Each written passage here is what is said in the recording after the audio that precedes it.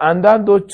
ቡራቅ የሚመስላቸው ወይንም አንዳንድ ቦታ የተቀረጸ ነገር አለና ቡራቅ ማለት ከአንገት በታች ፈረስ ሆና ከአንገት በላይ የሴት መልክ ያላትኝ እንደዛ ብለው ሰው ላይ እንትን ያሳደሩትኝ እንትን አለ ቡራቅ ነው ብለው ቤት ላይ ግርግዳ ላይ የሚለጥፉት ምናምን ግርግዳ ላይ የሚሰቅሉትኝ ሱብሃንአላህ ይሄ ተዒልም መራቅ ነው ይሄ ያኒ ዒልም አለመኖር ውጤቱ ይህ ነው ማለት ነው ሲጀመር ፎቶ ግርግዳ ላይ የሚሰቀል ነገር አይደለም በረካ ያለው ነገር አይደለም ምንም ይሁን የማንም ይሁን ማለት ነው ፎቶ ማለት ነው ስለዚህ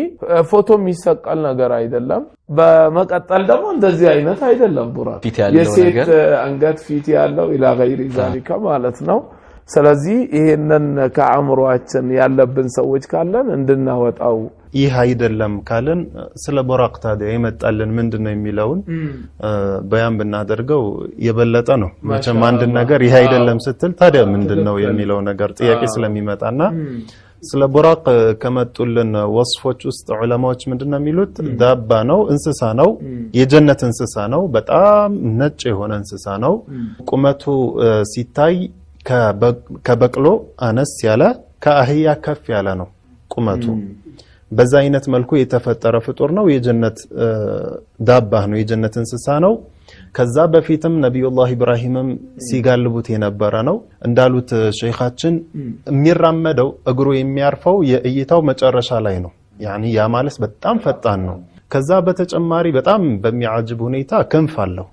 ክንፉ ግን ልክ ስዕሉ ላይ እንደተሳለው እዚህ ትከሻው ላይ አይደለም ክንፉ ዑለማዎች የሚሉት በሐዲስም የመጣው ከኋለኛ እግሩ ላይ ነው ያለው ከኋለኛ እግሩ ነው ለምን ኃይል እንዲሰጠው በተጨማሪም ከመሃል ላይ ቢሆን የሚሰቀለው ሰውና የሚጋልበው ሰው ይቸገራል ምክንያቱም ሲቀዝፍ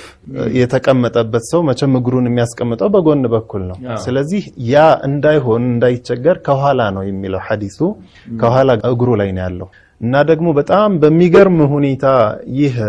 ዳባው ተራራም ሲወጣ ቁልቁለትም ሲወርድ የሚጋልበው ሰው ቀጥ ብሎ ነው የሚሄደው እንደዚህ ወደ ላይ ማጋደድም የለም እንዲህ መዘቅዘቅም የለም ለምንድን ነው ይላሉ ዑለማዎች አላሁ ተዓላ ምን አድርጎታል ተራራ ሲያጋጥመው የኋለኛ እግሩ እንዲረዝም የፊተኛው እግሩ ባለበት ሁኔታ እንዲሆን አላህ አድርጎታል